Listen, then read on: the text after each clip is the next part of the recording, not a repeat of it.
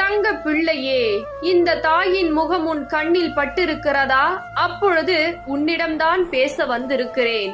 ஏனென்றால் உனக்கு யாரும் இல்லை என்பதை தெரிந்து கொண்டுதான் உன் கண் முன்னே வந்து நான் சில விஷயத்தை உன் வாழ்க்கையில் நடத்திருக்கிறேன். என் தங்க பிள்ளையே, அது நடக்கக்கூடிய நேரத்தில் தான் உன் கண்ணில் பட வேண்டும் என்று இப்பொழுது உன் கண்ணில் பட்டிருக்கிறேன்.